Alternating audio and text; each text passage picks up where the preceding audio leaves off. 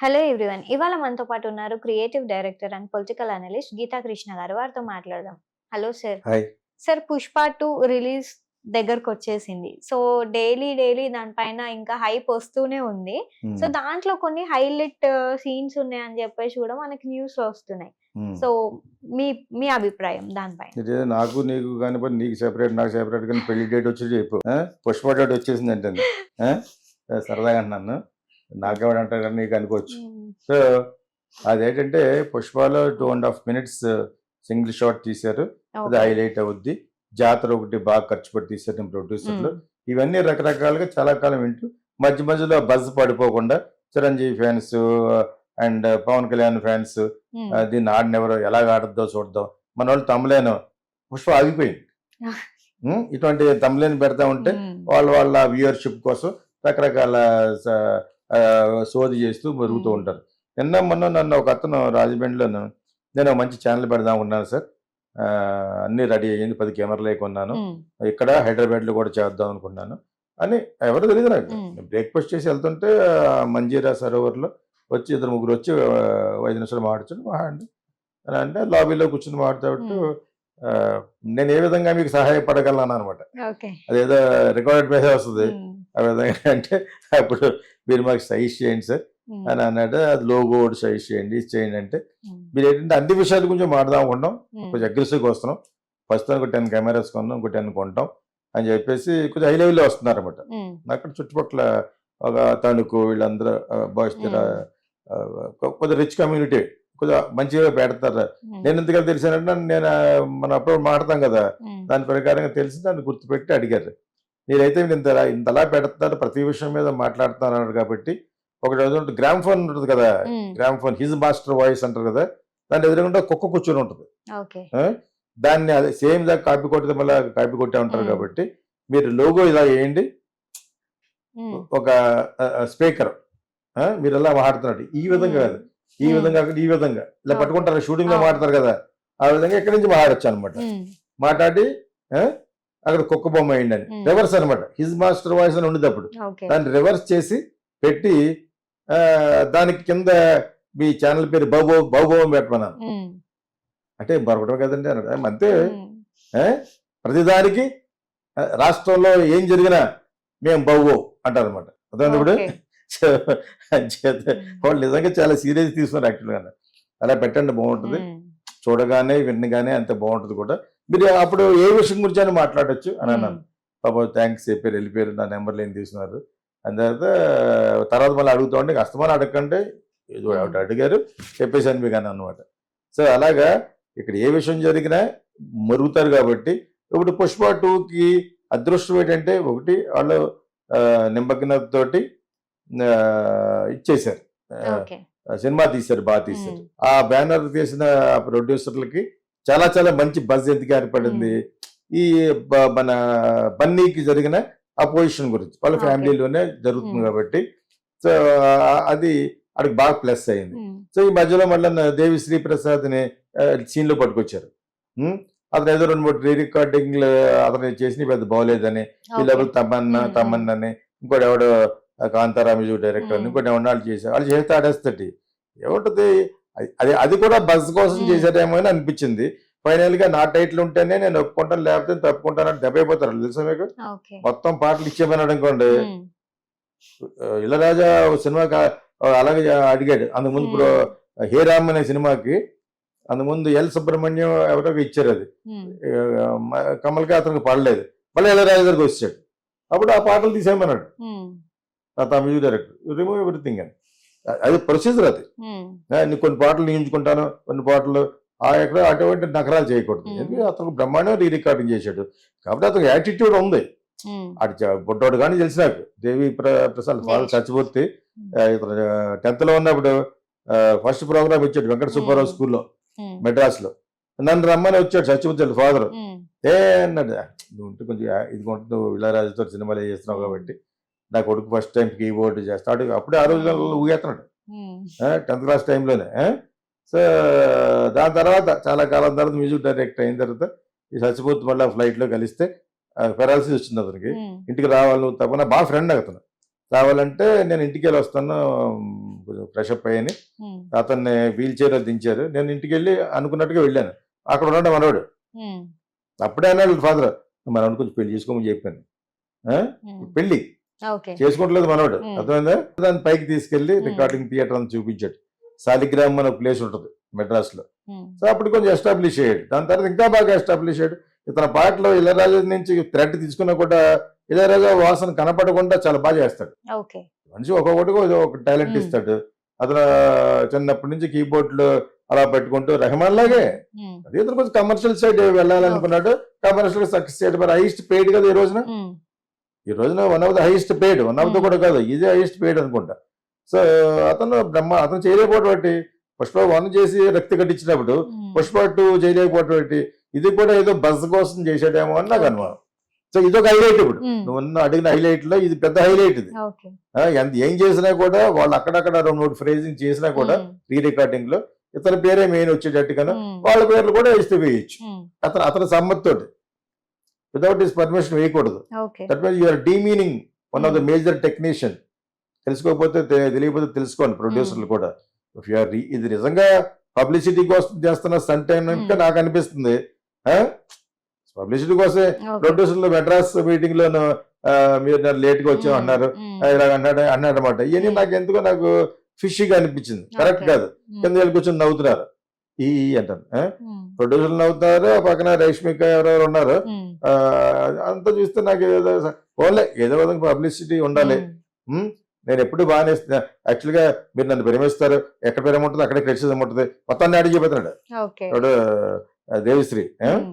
So but otherwise మన Telugu film ఇండస్ట్రీలో musicians లో అతను ఒక రాక్ స్టార్ కింద తయారయ్యాడు. రంగు ఎల్విస్ ప్రెస్లీ లాగా. ఎల్విస్ ప్రెస్లీ అంటే వెస్టర్న్ సింగర్. ఆయనలాగా డ్రెస్లు గెస్లు జాల్గా ముత్యాలుగా ఉండి ఆ టైప్ లో బాగా తయారయ్యాడు. బట్ ఈ డిజర్వ్స్ ఇట్. మంచి మ్యూజిక్ డైరెక్టర్ యాక్టర్. నేను ఎప్పుడే ఒకసారి రెహమాన్ పాట గురించి అంటే I can't stand it sir అన్నట్టు. అదే వాళ్ళ ఇంటికి వెళ్ళేవాడు. చాలా మంచి పాట ఇది, కానీ అలా అనకూడదు. ఇది ఎదిగే మ్యూజిక్ డైరెక్టర్ ప్లస్ ఆ పాటను అనకూడదు. అది యాక్చువల్గా సూర్య జ్యోతిక మీద అనిబియవా అని ఒక సాంగ్ ఉంటుంది, చాలా బాగుంటుంది. ఆ యొక్క అరేంజ్మెంట్స్ రెహమాన్. నేను ఆ పాట గురించి చెప్పాను బికాజ్ నాకు అథారిటీ ఉంది. నువ్వు ఎలా తెలుసు, నాకు రెహమాన్ కూడా అలా తెలుసు కదా ఇళయరాజా దగ్గర. So anyway I can't stand that song sir అన్నాడు. అటువంటి దోల నోరు ఉంది కొంచెం మనోడికి, ఆ యాటిట్యూడ్ ఉందన్నమాట.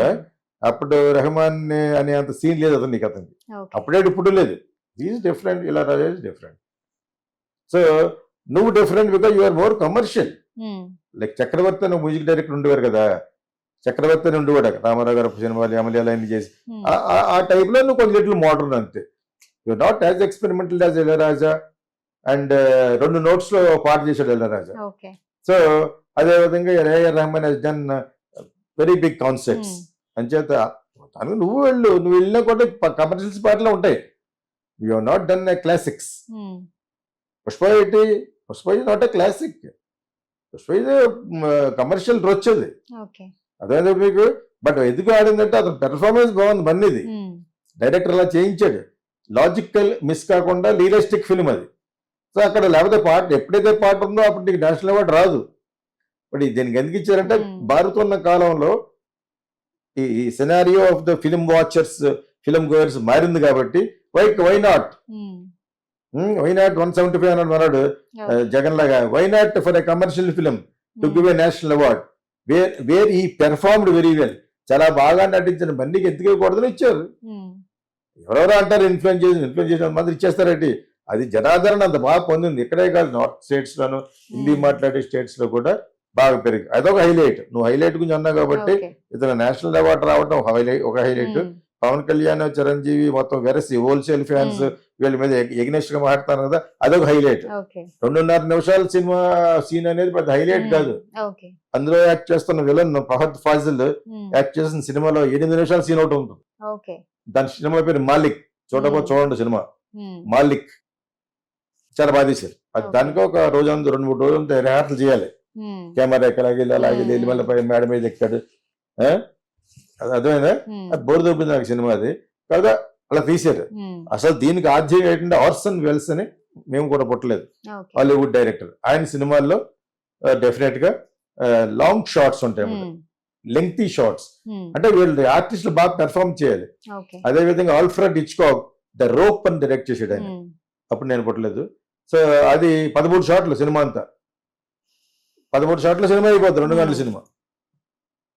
సో ఇది గొప్ప ఏం కాదు. 2.5 నిమిషాల సినిమా, 2.5 నిమిషాల సీన్ అంటే ఏంటి, నిమిషానికి 100 అడుగులు. గుర్తు పెట్టుకోండి అబ్బాయిలు, ఇప్పుడున్న జనరేషన్ కి. అదేప్పుడు 2.5 నిమిషాలు అంటే ఎంత,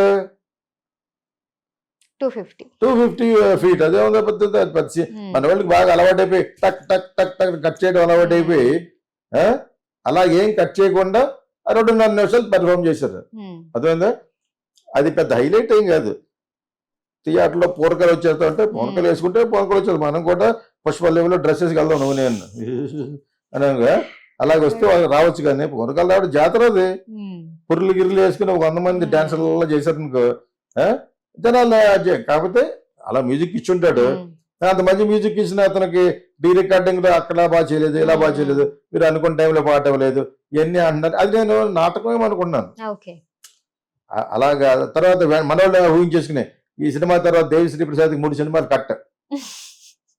ఇటు చూసాడండి, వాళ్ళ ఆఫీస్కి వెళ్ళి ప్రొడ్యూసర్లు అందరూ అడిగి ఏ సినిమాలో కట్ చేశారు, ఎంత ఈ తమ్లైన్ పెట్టేవాళ్ళను. సో ఆ విధమైన అయ్యి చదువుకో నవ్వురాదు, చిరాకు వస్తుంది అటువంటి కట్ చేశారా. ఇంకోటి వస్తుంది, నువ్వు అతను ఇప్పుడు ఈ సినిమా హిట్ అయింది అనుకోండి ఎక్కడికో పోతాడు. బన్నీ ఒకటే కాదు, దేవిశ్రీ కూడా వెళ్ళిపోతాడు. వెళ్ళాలి, మన వాళ్ళు ఎవరికి వచ్చినా పైకి వచ్చినా రావాలి. ఎప్పుడు ఏది చెప్పాలి చెప్పిన యాటిట్యూడ్ అని చెప్పాను ఉంది. అతనికి కొంచెం దూరం ఉంది, యాటిట్యూడ్ ఉంది, కొంచెం డెఫినెట్ గా ఉంది. వండుకోండి ఎలా ఉంటుంది, షేకర్స్ అండ్ మూవర్స్ అంటారు, మూవర్స్ అండ్ షేకర్స్ మ్యూజిక్ లో అండ్ డాన్స్ లో. ఎందుకో అవన్నీ అమ్మాయిలు డాన్సర్స్ ఓపోతే ఏముంటది. సో అదే విధంగా మ్యూజిషియన్స్ కూడా పాడుతూ డాన్స్ చేస్తూ ఉంటారు అనమాట. So that happens. సో అది యాటిట్యూడ్ అనుకుంటున్నాం. కాకపోయినా కూడా ఇతను కొంచెం ఉంది, కొంచెం యాటిట్యూడ్ ఉంది. సో వాళ్ళ ఫాదర్కి యాక్చువల్గా చాలా కోపిష్టి, మంచి విషయం ఉన్న రైటర్. సో జాంకే కాస్తున్నాను కదా, ఆ విధంగా సత్యమూర్తికి యాటిట్యూడ్ అన్నవాడే పుడతాడు, మంచి రైటర్ కావుతుంది, ఎక్సలెంట్ రైటర్ అయినా. సో నా బాగా ఫ్రెండ్ కూడా. సో ఇతను ఇది మరి పబ్లిసిటీ కోసం చేశారో స్టంట్ నిజం చేశారో కానీ ఇది ఒక హైలైట్.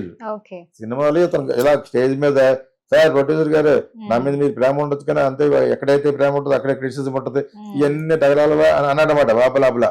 ఇది కూడా దాని గురించి అనుకుంటున్నాను. తర్వాత తమన్నా వాళ్ళని చేయించారు అనేది అది నిజమై అయితే ఉండొచ్చు, అది కూడా పబ్లిసిటీ అయి ఉండొచ్చు. అర్థమైందా? సో ఉన్నా కూడా తప్పే ఉంది. ఇప్పుడు మ్యూజిషియన్స్ అమెరికా నుంచి అక్కడి నుంచి పట్టుకొస్తారు, ఈ బ్లాక్స్ ఉన్న కొంతమంది డ్రమ్స్ లో అట్లా అనమాట. ఆ విధంగా తమన్నే అతన్ని కాంతార మ్యూజిక్ డైరెక్టర్ ని they must have bat and give 1 or 2 phrases. తప్పే ఉంది అందులో. But still Devi Sri music director అలాగే అయిపోతే అది నిజంగా, ఇది నిజంగా నేను అనుకున్నట్టు అంబక్ కాకపోతే they cannot do it. They cannot interrupt into the some other creative pride పోయినట్లెక్క, క్రియేటివ్ దానికి మీరు ఆఘాతం కలిగిస్తున్నట్లెక్క కోర్టుకు వెళ్ళారంటే. ఇవన్నీ జరగవు, ఓన్లీ పబ్లిసిటీ కోసం చేశారు. ఈ హైలైట్ ఏంటంటే వివాదం ఒకటి, దేవిశ్రీ వివాదం పెద్ద హైలైట్. ఈ 2.5 నిమిషాలు వివాదం అంటే బోల్డ్ సినిమాలు ఉన్నాయి, దాన్ని వెతుక్కుంటే నేనే తీసుంటాను. 3 నిమిషాలు ఒక సీను కెమెరా కట్ చేయకుండా ఆర్టిస్టులతో పెర్ఫార్మెన్స్ చేయించాలి. అదని చెప్పి 2.5 నిమిషాలు. నేను 8 నిమిషాలు చేశారు చెప్తున్నాను కదా మల్లిక్ అనే సినిమాలో. అందులో ఫహద్ ఫాజిలే హీరో. ఆ విధంగా బ్రెజిలియన్ డైరెక్టర్స్ వాళ్ళు చేసిన ఒకటే కాబట్టి అతను వేరే వేరే ఎక్స్పెరిమెంట్ చేశాడు. సిటీ ఆఫ్ గాడ్స్ డైరెక్టర్, అదేవిధంగా Orson Welles and Alfred Hitchcock. Only 7 shots, 13 shots అనుకుంటా ఎంటైర్. ఇవన్నీ ఉన్నాయి కానీ అది తెలియని వాళ్ళు అవన్నీ చూస్తారని చెప్తున్నాను. ఫిలిం మేకర్స్, కాబోయే ఫిలిం మేకర్స్ కి స్ఫూర్తిగా ఉండాలనే నేను మాట్లాడతాను ఎప్పుడైనా. Actually especially screen play directors అనమాట. అండ్ ఆల్సో ఆర్టిస్టులు, వాడు డైరెక్ట్ తీయాలనుకున్న ఆర్టిస్ట్ చేయగలగాలి కదా. చదువు అంతా చదివి అంతకుముందు డ్రామాలో చేసేవారు అలాగా. ఇప్పుడు సినిమాలో చేయాలంటే అదంతా రిహార్సల్ చేయాలి, కెమెరాతో రిహార్సల్ చేయాలి. కట్ చేయకూడదు కదా, మరి కట్ చేయకుండా ఉన్న సీన్నే లెంగ్తీ షార్ట్స్ అంటారు అనమాట. ఇది పెద్ద గొప్ప ఏం కాదు, ఇది కూడా ఒక హైలైట్ గా చెప్తున్నారు ఇలా తీసేమని చెప్పేసి. అదేమో 2.5 నిమిషాలు ఇలా ఈజీగా అయిపోతుంది. మరి అది కానీ 2.5 కాకుండా 25 నిమిషాలు ఇది తప్పితే మనం తప్పుగానే చదివేమో. 25 minutes ఉండదు. 25 minutes అంటే క్లైమాక్స్ అంతా 25 minutes ఉంటుంది. 2.5 minutes. ఆ 2.5 minutes అనేది గొప్పే కాదు అసలు. థింక్ దేర్ అందులో యాక్చువల్ ఫహద్ ఫాజిల్ సినిమా 8 minutes ఉంది ఒక సినిమా. అర్థమైందా? తెలియని వాళ్ళ కోసం తెలియబడుతున్నారు. ఇంకా అదే all classic directors like Orson Welles, Alfred Hitchcock, Brazilian directors, City of Gods, ఇవన్నీ ఎక్స్పెరిమెంటల్ గా తీసిన సినిమాలు. సిటీ ఆఫ్ గాడ్స్ అయితే ఫస్ట్ డిజిటల్ ఫిల్మ్. డిజిటల్ అంటే ఇంక ఇంత మంచి కెమెరాలు కూడా లేవు, రెడ్ వన్ కూడా లేదు, మామూలుగా డిజిటల్ బేటాలో తీశారు. డిజిటల్ బేటా మీద తీసేసిన సినిమా అది. చాలా బాగుంటుంది. కోడ్ల రోడ్ల మీద వెళ్ళటం, దాంతో స్టార్ట్ చేస్తారు సినిమాని. చాలా చాలా ఫేమస్ అది. చిన్న చిన్న కుర్రోళ్ళు క్రిమినల్స్ కి కాల్ చేస్తూ ఉంటారు అనమాట. బ్రెజిలియన్ ఫిల్మ్ అది. One of the best film అది. సో అదే లాజిక్ మిస్ కాకుండా రియలిస్టిక్ గా తీసిన సినిమాలు ఇవన్నీ అనమాట. గురించి మాట్లాడుతున్నాం కాబట్టి ఏం చెప్పాలి, ఇవన్నీ హైలైట్స్ కింద చూపిస్తున్నారు వాళ్ళు. నాకు బాగా హైలైట్ కనిపించింది ఏంటంటే ఈ దేవిశ్రీ వివాదమే. దేవిశ్రీ వివాదమే. అండ్ ఆల్సో జాతర అనేది ఎప్పటి నుంచి చెప్తున్నారు, ప్రొడ్యూసర్లు కూడా చెప్తున్నారు, పోయిన ప్రెస్ మీట్ లో కూడా చెప్పారు. అది చాలా బాగా చేసి ఉంటారు.